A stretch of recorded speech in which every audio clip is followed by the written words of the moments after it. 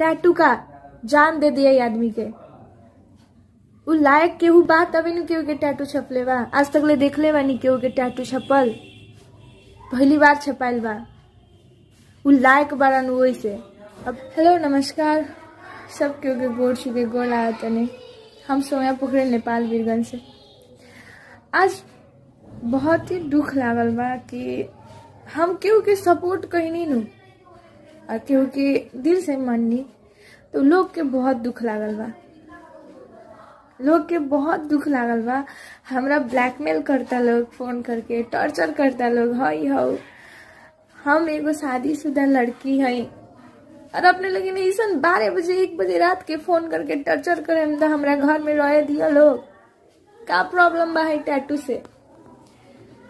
इतना टैटू हम अपना से करेले बनी। हमार फैमिली कुछ नहीं की बोले, हमारे हस्बैंड एको बार कुछ नहीं की बोले। हम पैसा अपन लगा के कइले बनी, दर्द हमरा होत रहे। तो अपने लगन की का प्रॉब्लम बा उसे? चाहत नहीं लगन की मर जाओ, एक घर से निकाल दे वो लोग कि खेसारी के सपोर्ट ना करो। जितना करे के बा नो कर ली, लेकिन हम सपोर्ट तो करते रहे।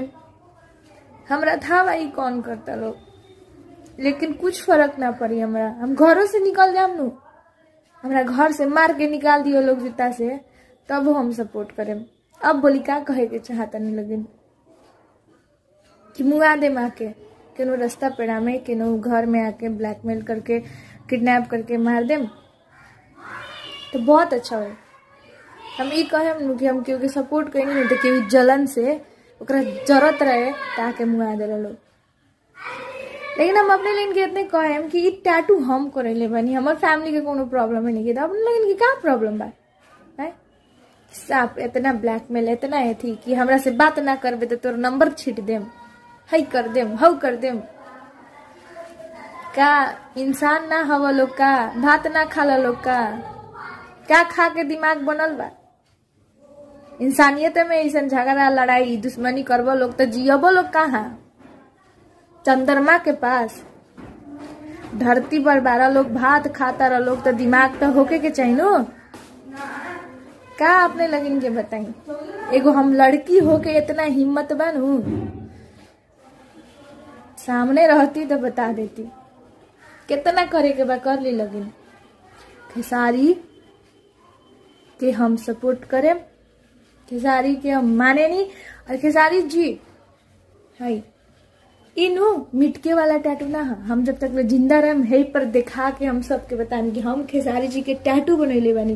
काथी करे के बाद कर ली। लगिन भाई ये वीडियो देखने के बाद आप लोगों को ये तो पता चल ही गया होगा कि भोजपुरी इंडस्ट्री में जो जिसका बहुत ज्यादा फैन होता है ना, उसको लोग बहुत ज्यादा टारगेट करते हैं। तो दोस्त आज आप लोगों को ये भी पता चला होगा कि खेसारी भैया की बहुत ज्यादा फैन फॉलोइंग फैली हुई है, जो कि अभी नेपाल से सौम्या पोखरेल जो है वो अपने हाथ पे टैटू ही बनवा ली। और दोस्त देख रहे हैं उनकी वजह से बहुत ज्यादा बवाल खड़ा हो गया, जबकि सौम्या पोखरेल शादीशुदा है और दोस्त उनको भोजपुरी भी आती है, लेकिन उनको बहुत ज्यादा टारगेट किया जा रहा है, उनको तो बहुत ज्यादा ब्लैकमेल भी किया जा रहा है और बोला जा रहा है कि अगर आपने उनका टैटू नहीं खत्म किया तो आपका नंबर बहुत जगहों पे बांट दिया जाएगा और आपको बहुत ज्यादा परेशान भी किया जाएगा।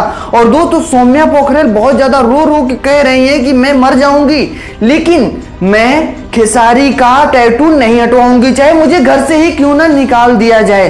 तो दोस्त बहुत बड़ी फैन है। दोस्त ऐसे फैन रहने भी चाहिए। और दोस्त अगर आपको मेरी बात अच्छी लगी तो सुनते रहिए एनएस ज्ञान, और अगर चैनल को सब्सक्राइब नहीं किया तो सब्सक्राइब जरूर से जरूर करना।